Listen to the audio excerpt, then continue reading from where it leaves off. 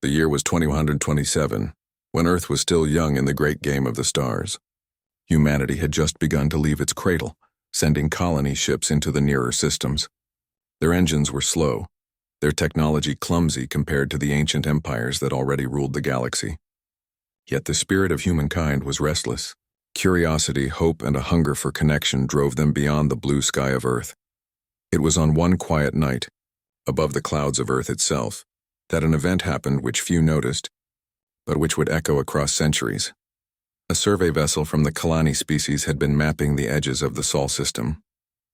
The Kalani were travelers of the stars, old and cautious. Their ships were elegant but fragile. When their vessel passed too close to a solar flare, its shielding collapsed. Energy surged through its systems. The hull cracked, the power grid failed, and the Kalani crew were left adrift, unable to signal their homeworld. Inside the ship, Commander Valen struggled to keep his people alive. The atmosphere systems were failing, their energy cells burned out, and the ship's stabilizers could no longer hold orbit. With each passing hour, the Kalani vessel sank closer toward Earth's gravity well. For Valen, it seemed like the end. "No one will even know where we fell," he said quietly to his crew. "Our lives will vanish into silence." But he was wrong. On Earth, a team of astronomers noticed the irregular orbit of the foreign ship. Humanity had already encountered the Kalani once, decades before, when trade delegations had briefly visited Earth. There was no hostility between the two species, though there was little friendship either. They were strangers, separated by culture and distance. Yet when humans realized the alien ship was in trouble, there was no hesitation. Within hours, an international coalition authorized a rescue mission. The world's space agencies, NASA, ESA, CNSA, and the newer Martian Colonial Authority, sent what they had. Not great starships of war, but humble supply craft, repair drones, and orbital shuttles. They did not ask what they would gain. They did not debate treaties. They only knew that lives were at stake, and those lives mattered. Captain Elena Merrick led the mission. Her craft, the Dawnseeker, was not powerful. It was little more than a cargo hauler refitted for emergencies, but it carried engineers, medics, and the will of humanity to help. When the Dawnseeker reached the Kalani ship, the sight was grim. The alien vessel floated half-ruined, its silver hull scorched and leaking air. Weak signals blinked across the void, but no response came. "Life signs detected," one of Elena's engineers whispered. "They're alive, but barely. Docking was dangerous." The Kalani ship had no stable power. Its outer ring rotated unevenly, threatening to tear itself apart. But Elena gave the order anyway. "Secure the lines. We hold position. We're not leaving them." Through smoke-filled corridors and broken panels, human rescuers entered the Kalani ship. They found the crew huddled in a failing chamber, their eyes dim with exhaustion, their skin pale under alien light. When the first Kalani saw humans step through the breach carrying oxygen tanks and medkits, they could only stare in shock. "Why? Why are you here?" Commander Valen asked, his voice trembling. Elena knelt beside him, checking his vitals. "Because you needed help," she said simply. The Kalani were carried aboard human shuttles, treated by human doctors, and fed with human rations. Some of the tools did not fit, and some medicines reacted strangely, but humanity did not stop. They improvised. They learned. They adapted every moment to keep their alien guests alive. For 2 weeks, until a Kalani rescue fleet finally arrived, the aliens lived under human care. They watched with bewilderment as ordinary engineers patched their ship with scrap metal and polymer foam, stabilizing systems they barely understood. They listened as human medics explained in broken Kalani tongue how to rest and recover. They felt the warmth of kindness from a species they had once considered too young, too primitive to matter. When the Kalani fleet finally came, its admiral was surprised. He expected wreckage and loss. Instead, he found his people alive, their ship roughly repaired, and their commander speaking of human courage. The Kalani thanked humanity politely, as custom required. Their empire was old and proud, and they did not place much weight on such small matters. To them, it was a minor accident solved with minor aid, but for humanity it was not minor. The story of the rescue spread across Earth and its colonies. News channels called it the Night of Mercy. Children in schools drew pictures of human shuttles carrying aliens to safety. Scientists recorded the Kalani's physiology. noting how hard it had been to treat them. Engineers laughed about the strange ways they had rewired alien systems with human tools. It became a story of pride, not because it proved humans were stronger, but because it proved they were kind. Humanity had looked at strangers in the dark of space, and instead of turning away, they reached out, and humanity remembered. Generations later, when the colonies expanded and ships carried mankind across hundreds of light years, people still spoke of the night Earth saved the colony. The names of the rescuers were carved into monuments, the recordings kept in digital archives. Commander Veylan himself lived long enough to tell his children of the humans who saved him. To the colony, it was a faint memory, overshadowed by the countless affairs of their empire. To humans, it was a promise etched deep into culture. Every kindness mattered, no matter how small, and though no one yet knew it, that promise would one day return, not as a story whispered in classrooms, but as a reckoning that would reshape the galaxy itself. Centuries passed after the night humanity saved the colony crew. The stars had changed, and so had humankind. In the beginning, humans were slow. Their first colony ships took decades to cross the gulf between stars. Their first settlements were fragile, clinging to the edges of barren worlds and frozen moons. But with every decade, humans grew faster, smarter, and bolder. Their engines leapt forward. Their ships stretched larger. Their colonies spread like sparks across dry grass, igniting into a blaze of expansion no one had expected. By the year 2650, humanity was no longer a minor species. They were a young power, yes, but also a restless one. The Terran Commonwealth, as it came to be called, spanned hundreds of worlds. From the desert colonies of Proxima to the garden planets of Vega, humans carried with them the same stubborn drive they had shown since the first fires on Earth. And with them, they carried their stories. Among all the tales recorded in human history, one simple event was never forgotten: the rescue of the colony ship above Earth. Children still learned about it in schools. In the libraries of the Commonwealth, preserved holorecords replayed the voice of Captain Elena Marique, giving the order to dock with the failing vessel. The image of Commander Veylan's weak but grateful expression was carved into memorials. To many humans, this was more than history. It was a lesson. They called it the first kindness. Every kindness must be remembered, teachers would say. Every kindness must be repaid. It became a part of culture. On distant colonies, when strangers helped each other, people would smile and say, "Remember the colony." When spacefarers gave supplies to those stranded in the void, they often whispered, "The first kindness lives on." To humans, the story was alive. To the colony, it was nearly forgotten. The colony empire was vast and ancient. They had lived among the stars long before humanity learned to build ships. To them, the rescue was a small event lost in time. Official records marked it briefly. Incident Sol 2127, survey ship recovered with minor foreign aid. The empire continued its business, dealing with wars, treaties, trade, and politics. Kalani scholars sometimes mentioned humanity's help, but their leaders never placed much importance on it. After all, what was one act of mercy compared to centuries of galactic history? But humanity did not think that way. Generations later, when humans and Kalani met again in diplomatic halls, human delegates often recalled the old rescue. They spoke warmly of it, reminding the Kalani of how their two peoples once shared a bond. The Kalani ambassadors usually nodded politely, but inside they wondered why humans placed so much weight on something so small. To the Kalani, it was a footnote. To the humans, it was a promise. On the colony world of Horizon, a young historian named Sarah Dalen worked in the Commonwealth archives. She was passionate about the records of the first kindness. She spent years collecting every detail: the ship's telemetry, the medical scans of the Kalani crew, the journals of Elena Marek. To her, it was the seed of humanity's identity in the stars. One day, as she lectured to a group of students, a boy asked, "Why do we still care?" The Kalani barely remember. "Why hold on to a story they don't value?" Sarah smiled. "Because it is not about what they remember. It is about who we are. We remember because kindness defines us. Someday someone will need help again, and when they do, we will repay every kindness ever given, tenfold." The students nodded, though some still looked puzzled. Yet her words planted seeds in their minds.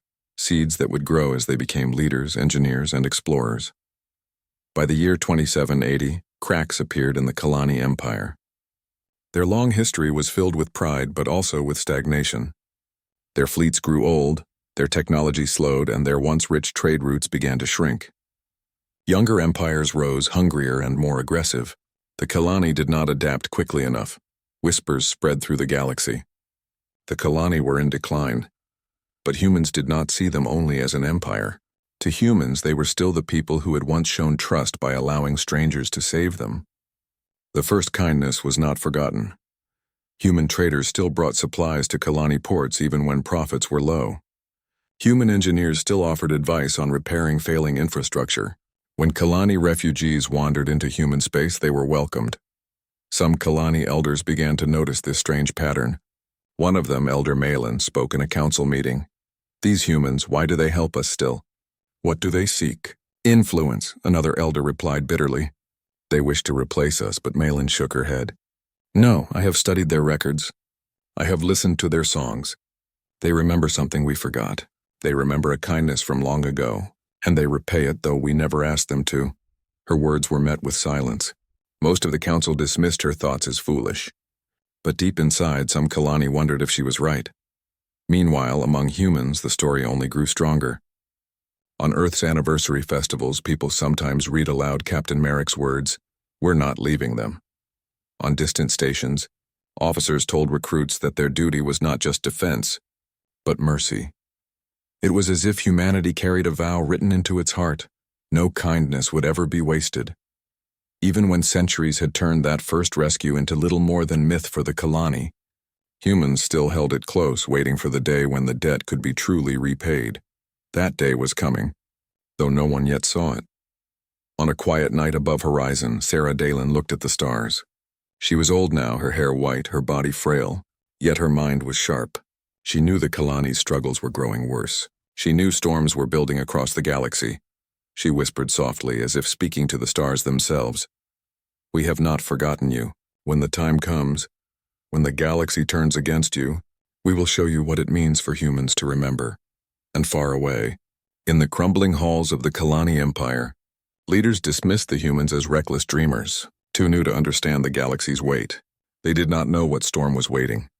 They did not understand that the smallest act of kindness, once planted in the soil of human memory, would one day grow into something vast and unstoppable.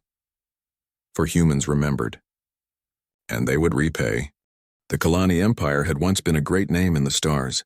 Their banners flew over hundreds of systems, their fleets had ruled the trade lanes, and their scholars had taught wisdom to many younger species. But like a tree that grew tall and old, their roots weakened over time. By the late 2800s, the cracks were no longer hidden. The Kalani fleets were stretched thin. Pirates raided their shipping lanes. Neighboring empires pressed at their borders. Internal corruption hollowed their government. On many worlds, infrastructure crumbled as governors fought for resources. The once proud empire staggered. For the Kalani people, life became harder each year. On the world of Terelis, families lined up for rations that no longer arrived. Once busy spaceports stood silent, their towers dark. On the icy colony of Vaer, miners froze when power grids failed. Children cried under broken roofs. The empire had grown too old, too slow, too proud. It did not know how to heal itself. Among the Kalani leadership, fear turned into arrogance. Some believed they could still command respect with threats. Others closed their eyes and pretended nothing was wrong. Few were willing to ask for help, but help came anyway. Human traders arrived at Kalani stations with food shipments, selling them at almost no profit. Human engineers landed on dying worlds, offering to repair power grids with their own tools. Human doctors opened clinics where Kalani children could be treated. At first, the Kalani citizens were suspicious. "Why do they come? What do they want from us?" they whispered. But the humans did not demand tribute. They did not ask for colonies or fleets. They only said, "Because long ago we helped you once, and you helped us by trusting us. We remember, we do not forget." To ordinary Kalani, this kindness was shocking. Their own empire gave little. Yet strangers came from light years away to offer aid. Slowly, trust began to grow. One of those strangers was Captain Jalen Reeve. a human commander whose ship, the Silver Horizon, carried relief supplies. He had studied the story of Captain Elena Merrick since childhood. To him, the first kindness was not history, it was a duty. On Teralis, when he saw Kalani families starving, he gave away half of his own ship's supplies. His crew went hungry so the Kalani children could eat. When a Kalani elder asked, "Why do you suffer for us?"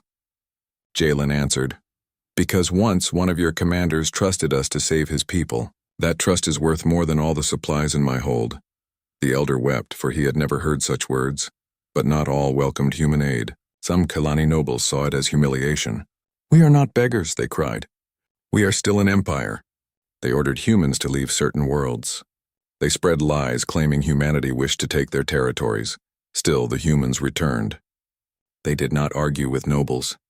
They went directly to the people, bringing medicine, food, and hope. It was in those days that the Kalani began to whisper a new name for humanity: the Rememberers. The galaxy outside did not wait.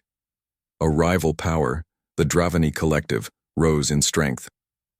They were ruthless and hungry for expansion. When they saw the Kalani weakening, they struck. Fleets of black warships poured into Kalani space, seizing border systems. Colonies fell one after another.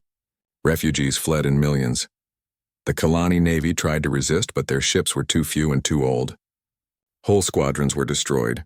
Admirals argued while planets burned. The empire was collapsing. On the world of Kalara, the capital of the empire, council halls echoed with despair. "We cannot stop them," one minister admitted. "The Dravani will consume us." Another asked bitterly, "Who would aid us? We have no allies left." But one elder remembered. Elder Malin, who had once studied the records of the first kindness, stood and said, "There is one who remembers us, though we forgot them. The humans. They came when we were starving. They came when we were weak. Perhaps they will come again." The council laughed at her. "Humans, they are too young, too small. What can they do against the Dravani?" But Malin only whispered, "You do not understand humans. They never forget a kindness, and they repay it beyond imagination." Meanwhile, on Horizon, the Terran Commonwealth watched the crisis unfold. Many argued in their Senate halls. "Why should we risk ourselves?" asked one senator. "The Kalani never helped us." "They barely remember us," another replied. "Perhaps. But we remember, and that is enough." Public opinion was clear. Across human worlds, people shouted for aid to the Kalani. Old memorials to Captain Merrick were covered in flowers. Holoscreens replayed the rescue story again and again. "Repay the kindness." Crowds cried, "Stand with the Kalani." The Commonwealth's High Council made its decision. Human fleets would sail, not for conquest, not for profit, but for gratitude. The first great relief convoy left from Earth itself. Hundreds of ships carrying supplies, engineers, doctors, and volunteers crossed the void. Escort fleets guarded them. It was the largest mobilization humanity had ever attempted for a foreign people. When the convoy entered Kalani space, the people did not believe it at first. They saw human ships rise above their broken skies, and they thought it was a dream. But when aid poured down like rain into their starving cities, they knew it was real. On Kalara, Elder Malin stood before the gathered refugees and whispered, "They came. Just as I said. They came, but the Dravani were not blind. They saw the human fleets and laughed. 'Foolish young race,' their warlord sneered. 'You think mercy will save you? Mercy is weakness. We will crush you both.' And so the war began. The Dravani fleets descended, burning Kalani colonies. But this time they found humans standing in the way. Human warships armed with new technology fought with courage that shocked the galaxy. Where the Kalani had fallen back, humans advanced. Where the Dravani expected surrender, humans resisted. On one battlefield above the Kalani world of Ralos, Captain Jalen Reeves stood on the bridge of the Silver Horizon, facing overwhelming odds. His ship was small compared to the Dravani cruisers, but he refused to retreat. "Hold the line," he ordered. "If we fall, the refugees fall with us." His crew obeyed without fear, for they too remembered the first kindness. As the war raged, the Kalani people watched in awe.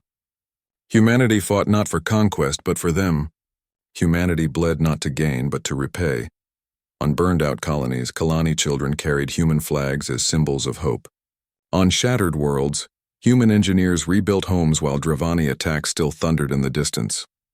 Everywhere, the Kalani whispered the same words: They remembered us. When even we forgot ourselves, they remembered. By the end of that year, the Kalani Empire was no longer an empire. Its government was broken, its fleet shattered. But it was not dead because humanity held it up. The galaxy looked on with wonder. Who were these humans, who remembered a single act of kindness for centuries? Who were these humans who gave their strength to others so freely? And in the quiet of her chambers, Elder Malin wept. She wept because her people had once dismissed humanity as children. She wept because they had forgotten.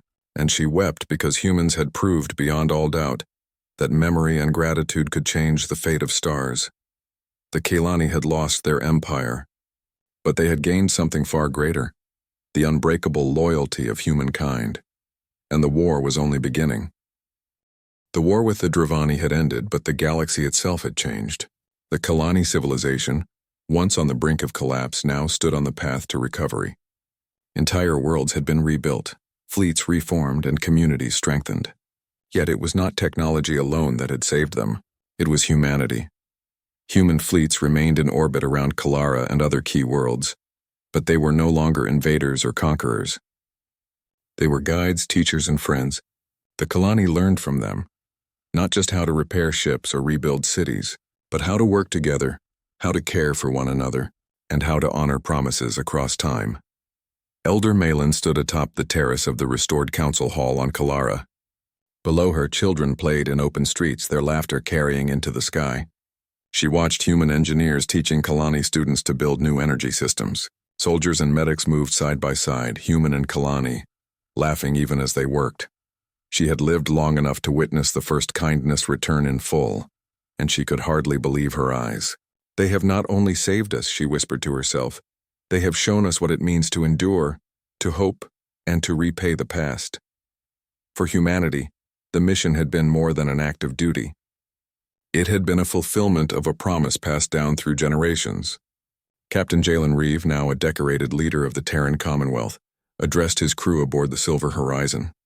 "Remember what we are," he said, his voice steady. "We are the descendants of those who acted when no one expected it. We are the rememberers. We repay kindness because it is right. We repay kindness because it is human." His officers nodded, understanding that their actions had rewritten history. They had not merely fought a war, they had forged a bond that would last centuries, binding two civilizations together through trust, respect, and gratitude. Meanwhile, across the galaxy, other species began to take notice. The tales of human courage, ingenuity, and loyalty spread from system to system. Merchants spoke of the humans who repaid a single act of mercy centuries ago with fleets, medicine, and protection. Scholars studied human methods, learning how kindness could be a strategy, how memory could be power. The galaxy, for the first time, realized something extraordinary. Humanity was unlike any other species. They did not conquer for wealth. They did not manipulate for advantage. They acted according to principles, and their principles endured across generations. The Kalani, who had once dismissed humans as young and naive, now whispered a new truth among themselves. Humans do not forget, and when they remember, the universe itself must listen. On the reconstructed world of Ralos, a festival was held to honor humanity.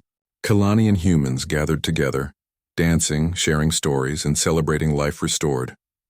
Children wore ribbons of both colors, human and Kalani, tied together in knots that symbolized friendship and unity. Elder Malin gave a speech before the crowd. Her voice was strong, her eyes bright. For generations, we forgot the kindness given to us. For generations, we relied on pride instead of gratitude. But humanity remembers. They repaid a single act of mercy with courage, wisdom, and heart. Today we are reborn not by our own strength alone, but because we were reminded of what it means to care. This is humanity's gift, and it is beyond imagination. Tears rolled down the faces of many. Some humans wept too, but not from sorrow, from pride in their own species, in the simple act of remembering and acting. Human leaders did not seek reward or fame. Their goal was never to dominate the Kalani, nor to claim the galaxy for themselves. They acted because they understood that every kindness, no matter how small, was a seed. That seed could grow into hope, unity, and even salvation. On Earth, the story of the repayment reached millions. Children in schools were taught not only of Captain Elena Merrick, but also of the fleets that had crossed the stars to save the descendants of the people she had helped. Holoscreens displayed images of rebuilding, of cooperation, of battles fought not for glory, but for justice and gratitude. Across the colonies, humans began to understand themselves in a new way, as guardians of memory, as protectors of kindness, and as a force that could shape the galaxy, not through fear, but through unwavering principles. The Dravani had learned a lesson as well. They had thought humans were weak, naive, and easily manipulated. They had misjudged the power of memory and the strength of gratitude. Now they respected humans not only for their skill in battle but for their character. Across Dravani worlds, leaders spoke of the humans who repaid kindness across centuries, and some began to wonder if a different approach, based on respect rather than fear, might be possible. For humanity, though, there was no pride in dominance. There was only understanding that they had fulfilled a promise. One day long ago, a crew had been saved above Earth. That act of mercy, though seemingly small, had grown into a chain that stretched across centuries. Humans had remembered, and they had acted, and in acting, they had shown the galaxy something profound, that memory and gratitude were not weaknesses, but the very foundation of strength. In the orbit of Kalara, Captain Reeve watched the new fleet of human ships depart for distant systems. Supplies, engineers, and volunteers would travel to other worlds in need. The galaxy was vast, and suffering was not limited to the Kalani. Humanity's spirit could not rest, for their mission was greater than victory. It was the responsibility to remember and repay. He turned to his second-in-command, Mara Solon. "We have changed history," he said. "Not with weapons, not with wealth, but with a single principle. And that principle will guide us wherever we go." Mara nodded. "The galaxy will not forget either." "No," Reeve said quietly. "But it will remember the humans who remember." On Kalara, Elder Malin walked among the people, smiling as she saw children learning from humans, soldiers training together, and families celebrating life restored. She knew that her people had learned a lesson they would carry forever. True strength was not in empires, fleets, or armies. It was in compassion, unity, and the courage to act when it mattered most. She looked up at the stars and whispered, "Humans, you have kept your promise. You have repaid kindness beyond imagination, and in doing so you have earned your place among the stars." Across the galaxy, humans continued their journey. They explored, they learned, they helped, and wherever they went, they carried the same principle that had defined them since their first act of mercy above Earth. No kindness is ever forgotten, and every kindness must be repaid. The galaxy watched, and it understood. Humans were not just another species. They were a reminder, a force, and a legend. And in the years to come, the story of humanity's memory, courage, and generosity would echo from star to star, inspiring hope, unity, and awe wherever life existed. Humanity had remembered. Humanity had repaid, and in doing so, humanity had found its true place among the stars. The first steps of humanity into the endless dark were not grand. They were filled with fear, with mistakes, and with fragile ships that shook against the power of the stars. Humanity had just left its home system. Reaching outward with hope stronger than reason, they had dreams of finding allies, of trading knowledge, of touching the infinite. But they were still young, still weak compared to the ancient races who had walked the stars for thousands of years. One of the first human deep-range vessels, the ESV Horizon Dawn, became a symbol of both the dangers of space and the strange mercy that sometimes appeared in unlikely places. The Horizon Dawn was a long-range explorer, carrying over 300 men and women. It was not a warship, not even a strong freighter. Its shields were thin, its engines experimental, and its crew depended on hope more than certainty. In its third year of travel, the ship strayed too close to a dying star. The star, once bright and steady, had become unstable. Violent storms of radiation tore across the system, and gravity ripples dragged at the ship's engines. The Horizon Dawn fought to escape, but its systems were not strong enough. One by one, the engines failed. The shields flickered, sparks leapt across the bridge, and despair filled the voices of the crew. They sent out calls for help. Their signal stretched across the void, desperate and weak, but no one answered. Humanity was still new, still unknown to most of the galaxy. For the greater empires, the cries of a primitive species meant little. To them, humans were fragile newcomers, hardly worth notice. And so, the Horizon Dawn drifted in silence, trapped in the storm of a dying star as its crew prepared for the end. But someone did hear. The Thalran Union was not a mighty empire.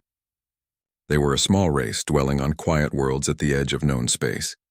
Their ships were modest, their fleets unremarkable. To the proud powers of the galaxy, the Thalran were often ignored, sometimes mocked.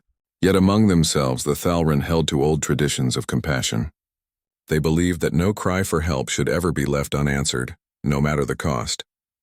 It was a Thalran patrol ship, little more than a light cruiser, that first detected the human distress call. Its captain, Sareth Valen, listened as the weak human voices begged for aid. He had never seen a human before, only heard whispers of this new species.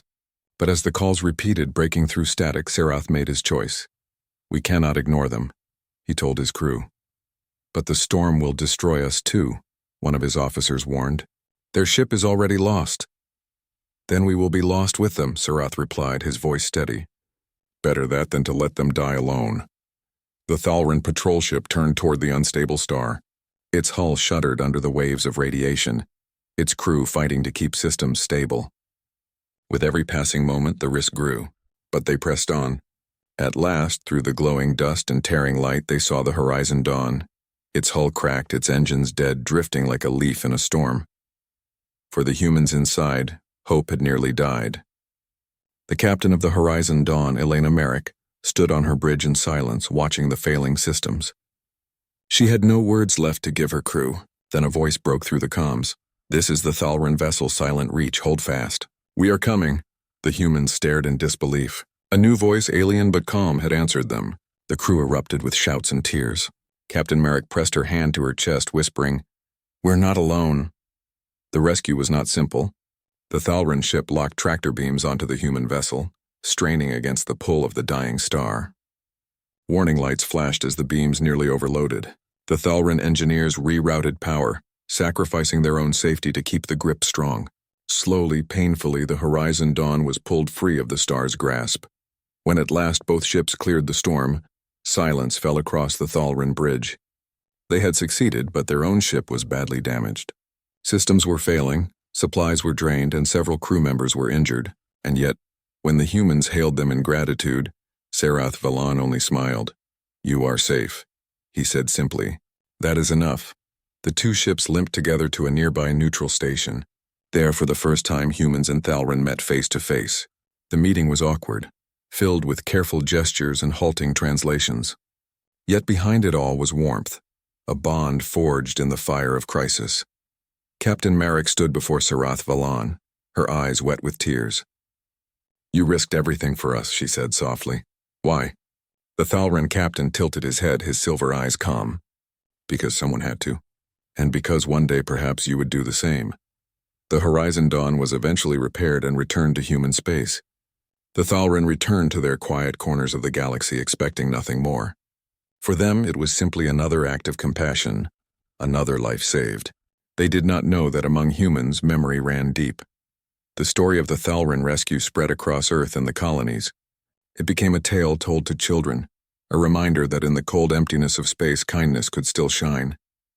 Statues were raised in quiet corners, not of heroes of war, but of alien strangers who had extended a hand.